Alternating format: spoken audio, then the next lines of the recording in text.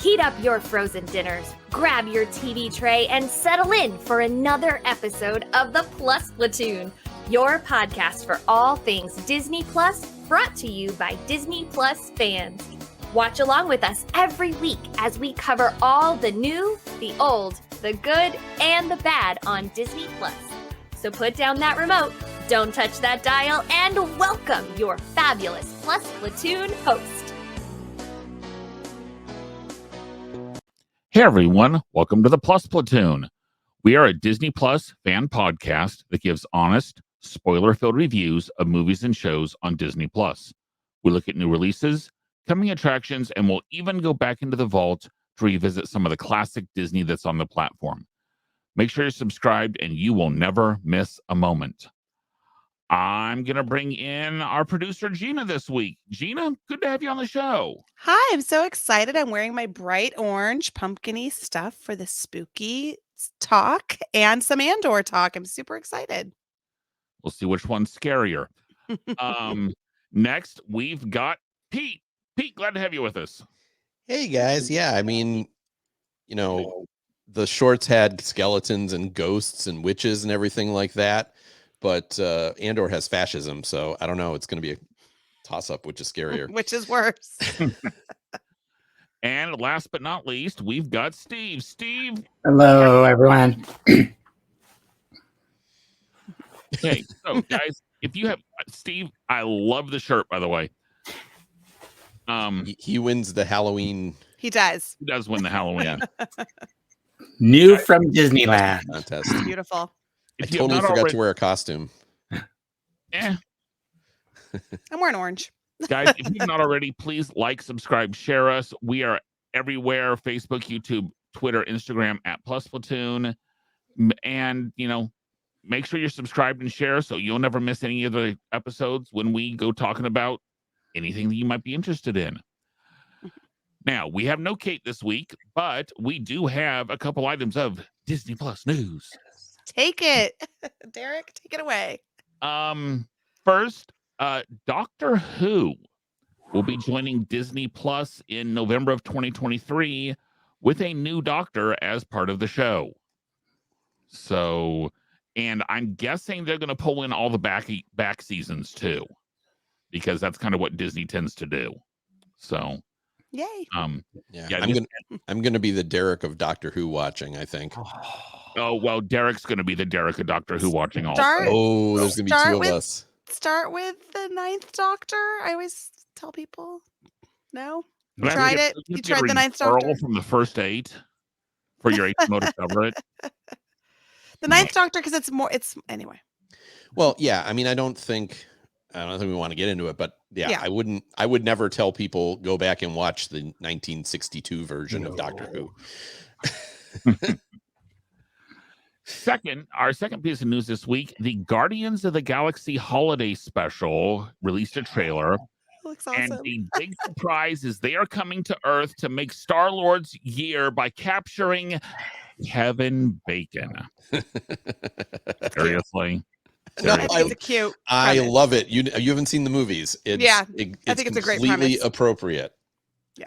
And you guys are going to have to tell me, because we're going to push that one back into December a little bit since it is a Christmas special. You guys are going to have to tell me, though, since I'm assuming you'll watch it earlier, if I'm going to have to watch the other two Guardians of the Galaxies before I watch this special in order to understand it, or if just being on the ride at Disneyland is enough. So. Maybe. Okay, that is all the Disney Plus news we have this week, but we are putting our toes into the vault this week with some of the classic Disney Halloween cartoon shorts that are on the platform and not on the platform.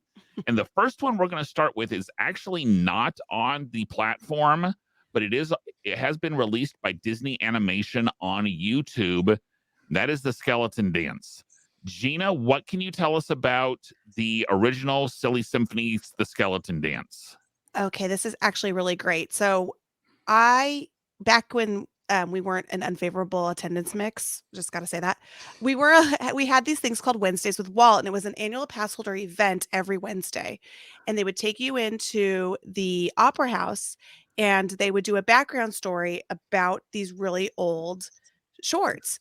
And the first one they showed was the skeleton dance because it was the first right, from Disney Studios. And what they did is they'd bring us into the into the opera house. We would watch the video, and then they would give us some background and some talking points. And the point I really want to make that I remembered from watching was this was the first time they held multiple animation at the same time. Like they had the 4 skeletons. That was the first time anyone had ever done that. So it was breaking. And being able to, you could see kind of the splices. It was the first time they spliced together film. And that was another thing. And you could see it. It was cool. I was watching, like, oh, there it is. So those were the 2 really important things that they told us after screening it for us inside the opera house. So that's the skeleton dance. And Gina, does the short hold up? Totally, 100%. And I saw it probably 5 years ago, and then I saw it again just recently, and it's a great short. It's just enjoy the animation. The animation is amazing, especially for the time. You watch that and you're thinking, how could they figure this out? And that's the background is stale, but the animation's amazing. And with the heads rolling and with the bones making different things and the feet kicking the gravestone, I just think it's so cute. It's also one of the first times where they use a click track to make sure that the music matched up with the animation. So the composer who invented the idea, that's where it all started from. Yeah, it was amazing.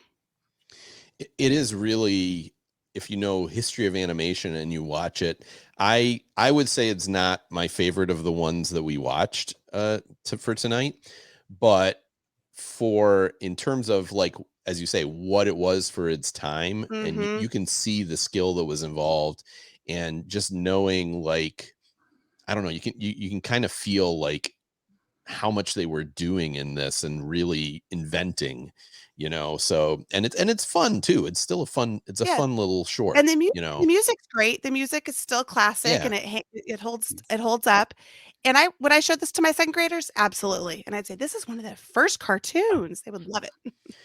and I'm going to take this opportunity to criticize Disney Plus for why the heck aren't all of Disney shorts available on Disney Plus?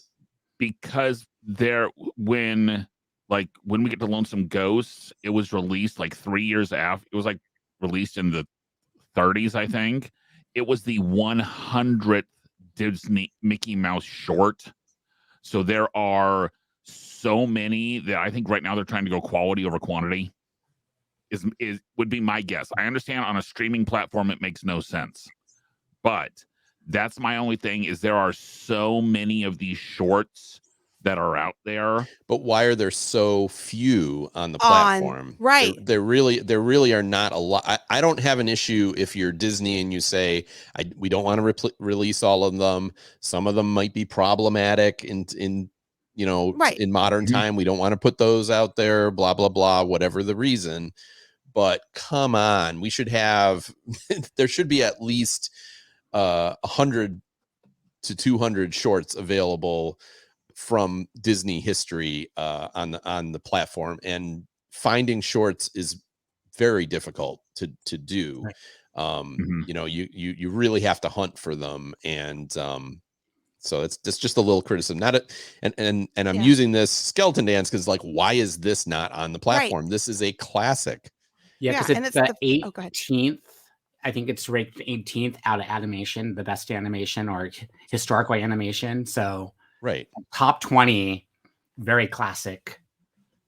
Yeah. The only thing I can think of, and this is 5 years ago, was I know Disney was holding on to them to show exclusively. So, for your Wednesdays with Walt, you get to see these that are only on YouTube. You can't see them on the big screen, or you can't see them from your house. But now they're on. Oh, go ahead. Yeah, I would have Plane Crazy is not on Disney Plus. The Mickey Mouse short Plane Crazy is not on Disney Plus. None of the original Mickey Mouse clubs are on Disney Plus. None of them. They have Spin and Marty on there, but none of the actual shows. There's the I'm No Fool series, the Jiminy Cricket I'm No Fool series that were amazing. Not on Disney Plus. And it's crazy. And are they all on YouTube? That's the thing. Why would they be on YouTube and not Now, Not I capitalizing. will say most of them have not been released by Disney on YouTube, Okay. but a bunch of them are. I mean, you can find just about anything on YouTube. Right, these right. days. Legal or illegal, you can find just about anything. Yeah. And let's not discount and acknowledge that Walt Disney didn't draw any of these. No, it He was was his company not though. an animator. Ub Right. Iwerks animated all of the original Disney Mickey Mouse cartoons. He animated Skeleton Dance. He was such a technological marvel and innovator with multi-plane cameras and Mhm. splicing film together That and splicing is voice amazing. tracks. Yeah. It's he is probably one of the unsung heroes of early Disney history. And I understand people, those people in the know celebrate him, but if you would go ask the typical person who was Ub Iwerks, they would not They don't know. know. No. And I Yeah. would argue without Ub Iwerks, there's no Walt Disney. There's no Disney Studios. There's That's no for Disney. sure. Yeah. Well, there's a Disney Studios, but not a good Disney Right. studio. Not an animation. Not a good Yeah, animation. Right. Okay, the next one we watched, and Pete, I'm going to throw this one over to you. It was the Mickey, Donald, and Goofy short Lonesome Ghosts. And I've seen this one several times before. This is one of my favorites. I love anytime we get Mickey, Donald, and Goofy together in these classic shorts. There's there's a Clock Cleaners is like way up there in my esteem. I forget the name of it, but like the big trailer or something like that, where they're I love all that one. on I in a love trailer. that trailer. I love that one. But I'll stick to talking about this one. I think this one is great. Similar, the animation is fantastic. The way that they did the ghosts see through, as my wife and I were watching it, she was like, "Man, that must have been really hard to do." And I'm like, "Yeah, I guess. I don't know how was it hard, but it sure made it look easy." To have these like see-through ghosts and then have all these things happen. And my daughter is actually in college for animation, and so I'm going to plug, if anybody wants to follow her on Instagram, Studio Skittles, just like the candy, Studio Skittles. And but she talks a lot about what she's learning about, and like they talk about squash and stretch as a technique for characters. There's a ton of that kind of animation in this short, and it's just done to really great effect. I like how they kind of give Mickey, Goofy, and Donald each a little story. I love watching Donald with closed captioning because you really get to understand all the things he's shouting, and they're so ridiculous. And then in the end they're victorious over the ghosts. They scare the ghosts away. So I just love this short. There's nothing bad I can say about it. And it does have, I do believe Walt Disney was still doing the voice of Mickey Mouse at that time. So that is Walt's voice, as well as Clarence Nash. Clarence Nash, who was the original Donald, and he was Donald for a long time. And then the original voice of Goofy, who I can't remember. Pinto Colvig, right.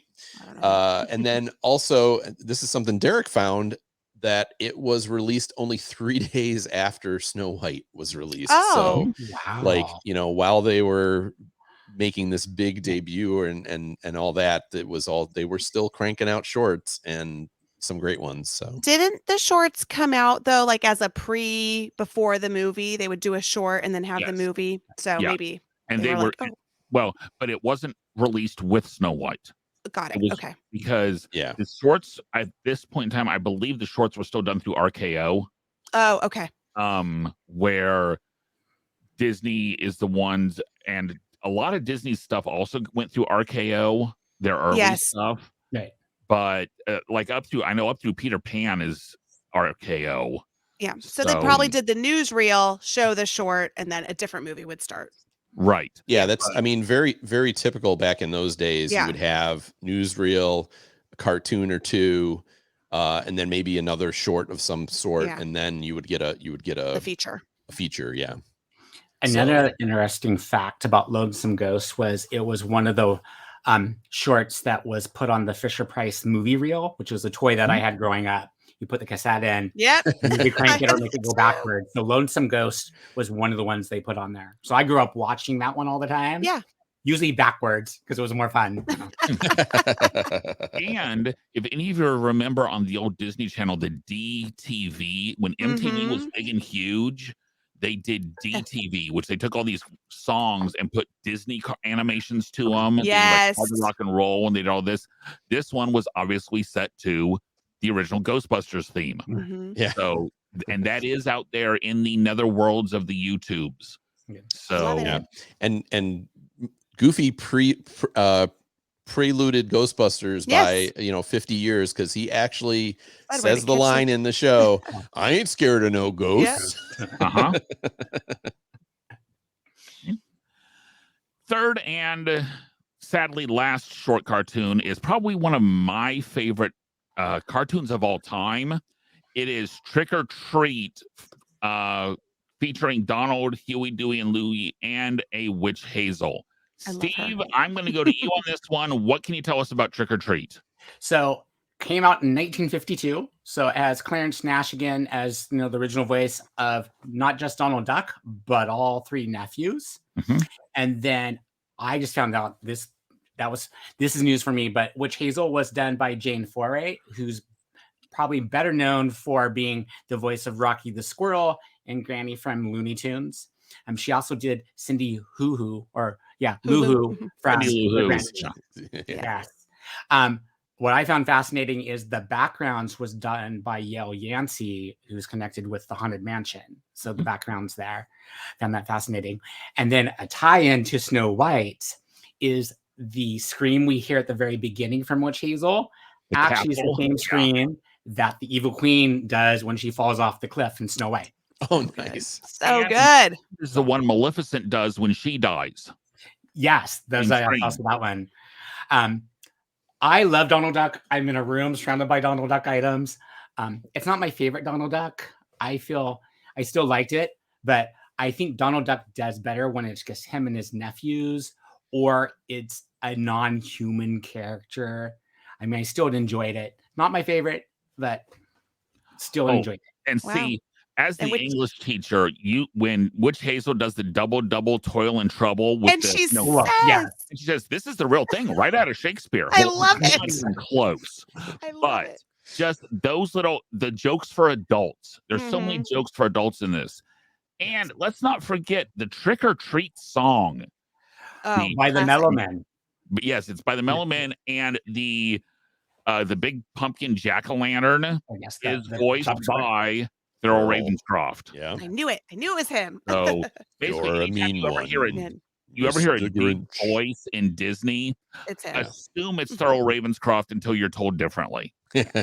So, and you've heard him. He's in Pirates of the Caribbean. He's sang the "You're a Mean One, Mr. Grinch" in the original How the Grinch Stole Christmas.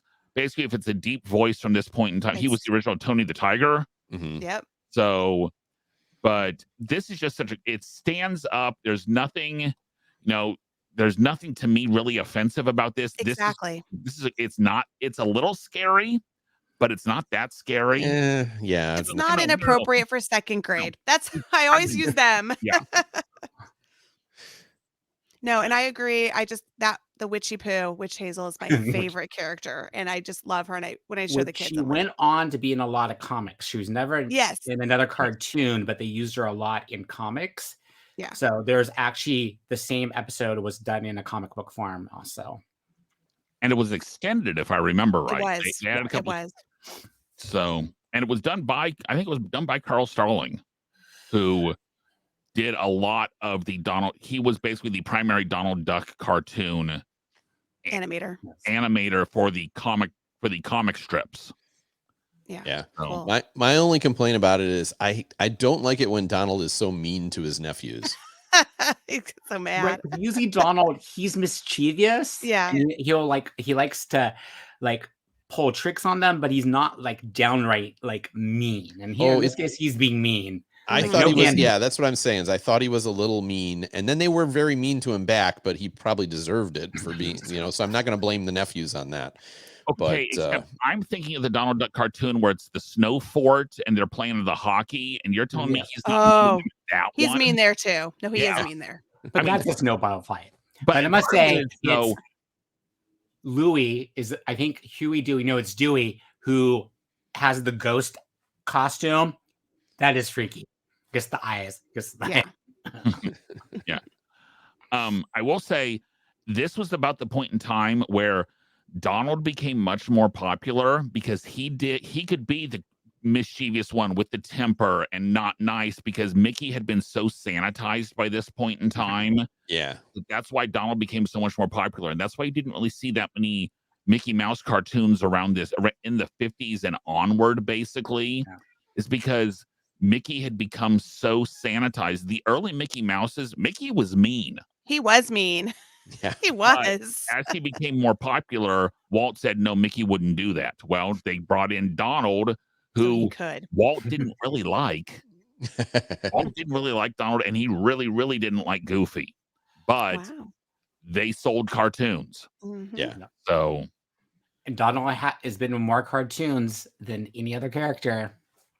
Yes. Wow. and I think that that also goes into his popularity as well. Yeah. So, A lot of it has to do because Donald was in a lot of films, cartoons for military training. They used Yes. Oh yeah. Yep. That makes sense. including one that you will never find on Disney Plus. You will never find Der Fuhrer's face. Der on Fuhrer's Disney face. Plus. No, Yeah. no. It is hilarious. It is incredibly racist and cannot be shown at all today. They will bring out Song of the South before they bring out Der Fuhrer's face. Yes. But Yeah. find it on YouTube. It is It's worth there. your time, and it's worth a watch. Because, Awesome. I mean, the song was given a Grammy. The cartoon was given an Oscar. Wow. Der So it was Fuhrer's really Face well won an done. Oscar. Yeah. Yeah, it was probably They're really well never done. gonna it's never going to show up on Disney Plus. No. So No, it's real. Yeah. that's our Halloween focus for this year. Last year we did yeah, for better or worse, we did the Star Wars Lego Halloween. Ew. And we did some of those, but this year we wanted to go with the classic shorts, the shorts that I think, fairly popular and are just kind of a fun watch. They're short, as the name implies, but they're just a fun watch where you can put it on, you don't have to think, and you can just enjoy. Yeah. If you haven't watched these three, all three of them total 20 minutes. Yeah. They're pretty easy to find. Actually, I found them. If you go into the collections, they have a Halloween collection, and they're the two that are on there, Trick or Treat and Lonesome Ghosts, are right in that Halloween collection. And of course, you look up Skeleton YouTube. Dance. I typed SKE, and the first thing was Skeleton Dance. Yeah, it was the first thing. Yeah. Yeah. So now those are short and easy to watch. Mm-hmm. Conversely, we're going to switch over and we're going to talk about the halfway point of Andor. Yay. The Star Wars Andor has gone through 7 episodes by now, and I believe we said there's going to be 12 total in this season. Yep. And Gina, I'm going to start with you on this one. For Andor, is it being very rebellious, or is it just kind of boring? Okay. So it started slow. It had that slow burn, and you're like, who are these people? I don't really care about these characters. I felt at the beginning I was watching more cerebral Battlestar Galactica kind of thing. In the last 3 episodes, I'm like, oh, this is my galaxy. These are my people. We're finally getting some infiltration. We're finally getting some rebellion. But it took you until what? We're on 7. So it took you to 5 to really ramp up and know the characters and what's going on. Because Mon Mothma, we got to meet her. We got to figure out Stellan Skarsgård. I still don't know his name, but Stellan Skarsgård, we know who he is. We know he's in the rebellion. The buyer, I think, is all we really know him as. Yeah. No, he's Luthen. That's right. I'm like, I forget his name. He has a name, but he's the buyer. He collects things. He's working with Mon Mothma.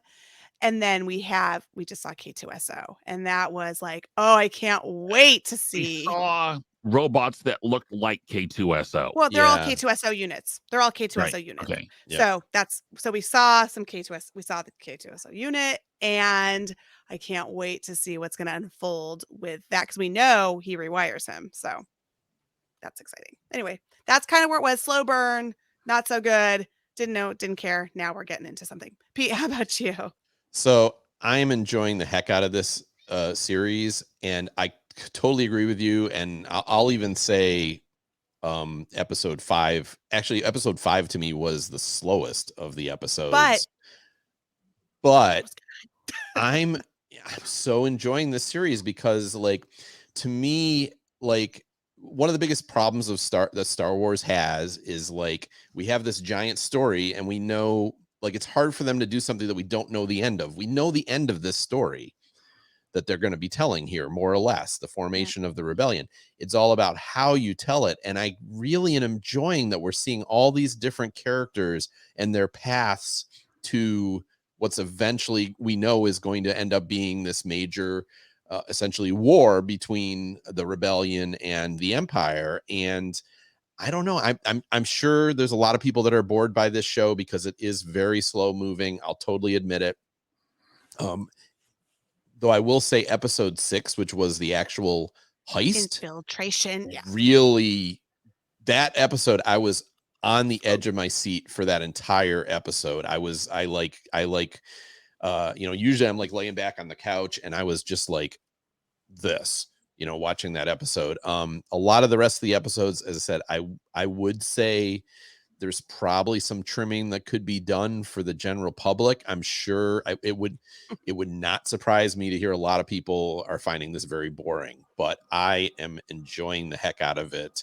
And I completely am looking forward to where we go with this next 5 episodes. So I'm really very hopeful that, and especially like, I guess I can do spoilers. The end of the 7th episode where like Cassian's like arrested for literally not doing anything.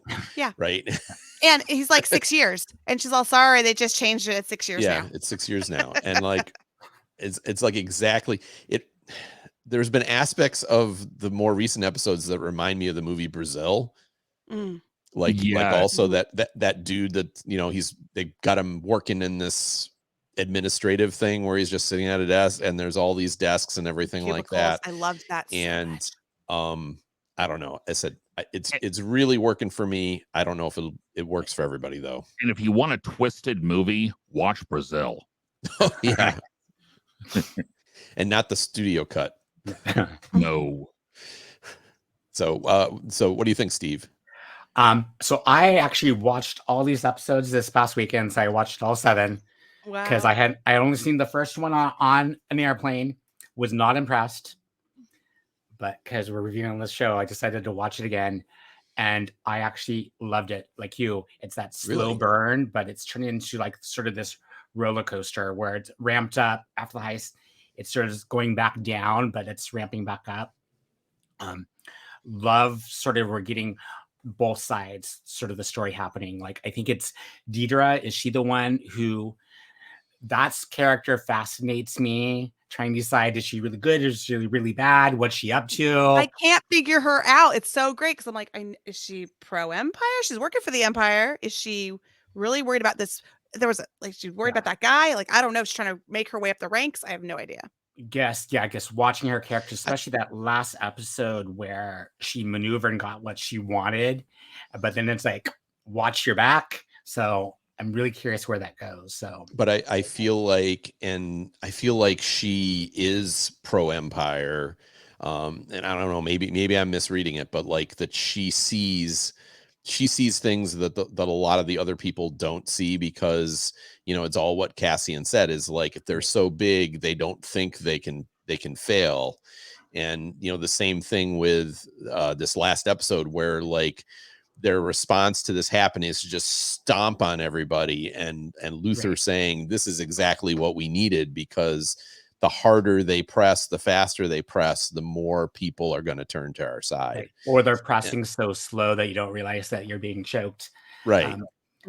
It's also it's fascinating because we saw the one, I can't remember his name, the one that they had the inside for the heist.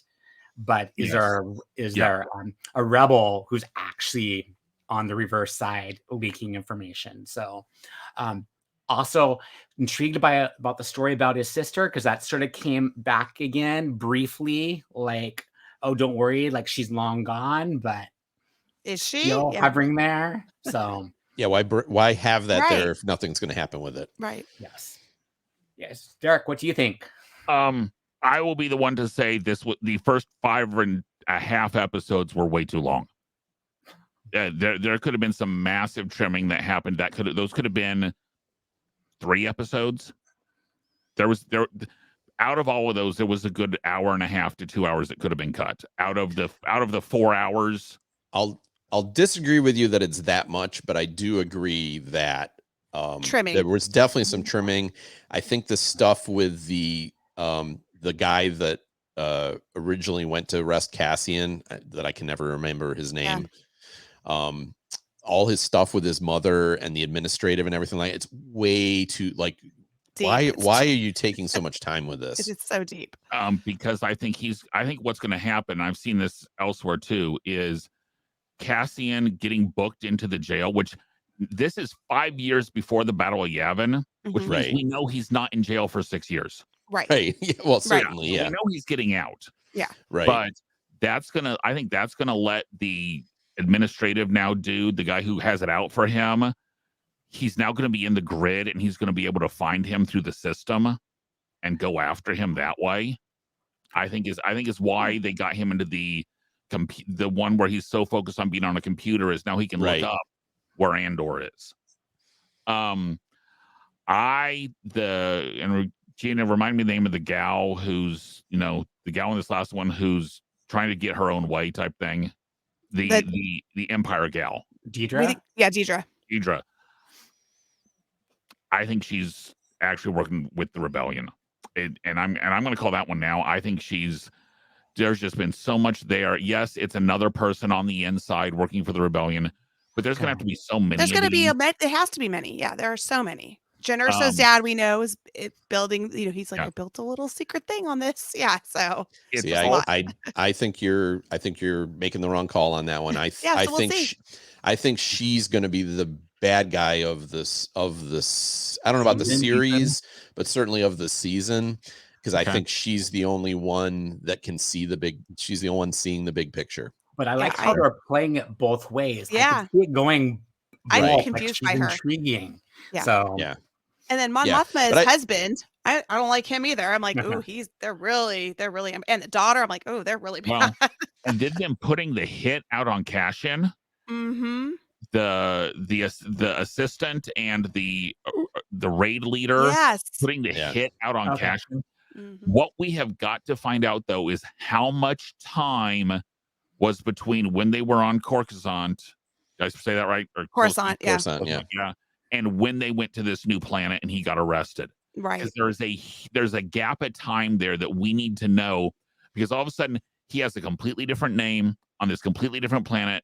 And apparently he's very familiar with at least one member of this planet. So it's I'm thinking that might be a for hire situation. But we don't know. Yeah, we just don't know. Yeah. But that's I think the next thing that they're going to have to address is how long has the gap been that he went to this new planet, because we know this is supposed to be like a 6-episode vignette, and then the second half's going to be another 6-episode vignette type thing. Isn't it supposed to be like this is 1 year? Is yes, that supposed to be for this season is 1 year? I believe. Is it 1 year or was it? Well, it's not necessarily 1 year long. It's taking place. That story's taking place over a period of time, and then the next season will jump a year, and actually the next season supposedly is like 4 years. Jump a year, 3 episodes. Jump a year, 3 episodes. Yeah, this might just be 1 year. But this season is all 1 year. I think it's probably been weeks. Okay. I don't think it's been like then months. This planet he's on, I noticed it. I said, that's the same planet from whatever, The Last Jedi or whatever movie that was, where it was that gambling planet. So I'm curious. No, it's not. No. Yeah, I looked sort of like Las Vegas. No, because that was Canto. That was Canto Blight, wasn't it?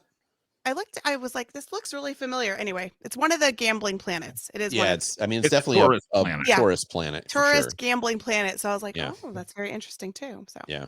And I will say the whole thing about him getting arrested and not doing anything reminds me of the Blues Brothers, where the light was yellow, sir. I mean, what he originally gets pulled over for was nothing. right. So I don't know. Gina, at this point, successful series, not successful series. It's not going to be successful for people who don't like Star Wars. That's how I feel. I feel like not Star Wars people are going to be like, do I need to watch a space opera instead of a soap opera? I think it's success. I think it's successful for what it is. I can see Gina's point about I could as I said, I could see people being bored by this, people that want Star Wars to be action. And there's been some action in this show, episode 3, episode 6, but it is again, we keep using the term slow burn, and it definitely is. It's very much character and plot driven so far, not action driven. And but I think, again, for what it intended to be, it has me pretty riveted. So to me, it's definitely working. Successful, loving it. So Yeah, and for me, I'll admit I'm on the fence at the moment. Now, as Gina has said, I'm not one of these people who loves Star Wars. It's fine, but it's not my thing. Here's my question for you. Okay. If you didn't have this plus Platoon, would you even watch it? Would you stop? When would you stop watching? I probably would have stopped watching in episode 2. Yeah, that's a coworker's like 2, 3, and then they're bored. Yeah, but I will say episode 7 felt like a Star Wars movie. Yes. That's why I said it finally has that the end feel. Of 6 was fun. End of 6 and into 7 really felt like a Star Wars movie. Yeah. The first part didn't. First part, first part felt like some of the lesser Marvel shows we've watched. No, and I totally understand that. it was definitely a slow burn, Yeah. but I think it made painfully episodes slow. 5 and 6 so much better because it was Mm-hmm. just this tension slowly building up. Yeah. Although, if you watch episode 4, like the original Star Wars, is an incredibly slow burn. Right, There's you have no clue what's going on. no- Yeah. And really, all the action happens in like the last 30 minutes. Them rescuing her and getting, they don't get off Tatooine. Yeah, I would say like the first half. I would agree. There's not a lot of action in the first half of that movie. They don't get off the planet until an hour into the show. Yeah. So, okay, well, we will continue to watch this, and it's going to wrap up sometime in the neighborhood of Thanksgiving. Yay. So we will have to see how those things go. Guys, thank you so much for those of you who've been watching and listening along. We would not do this without you. You are our target audience. So please let us know what you want us to be watching and listening to. If there's something coming up that you can't wait for us to watch, or if there's something you're coming up going, yeah, you guys can kind of probably skip that. Let us know. Email us at plusplatoon@gmail.com, because believe me, we've got a couple things that we would rather skip if you can tell us that yes or no. For example, give us some feedback on whether you want us to really review the Santa Claus series that's coming up. So email us at plusplatoon@gmail.com. Message us on Facebook, Instagram, Twitter. We respond to all of those. Please like, subscribe, and share us. That is how we get we do this for you. So if you're not out there, we're just talking to ourselves.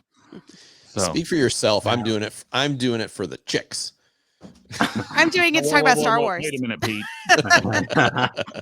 Oh Wait wait, a yeah, I'm married. Never mind. I think we all are. But I'm here to talk about Star Wars. So again, thank you, everyone. And Gina, thanks for stepping up from behind the camera and being on this week. And pleasure. Stephen Pete, thanks for coming on. And we will see everyone next week. Bye, guys. Bye. Bye, everybody.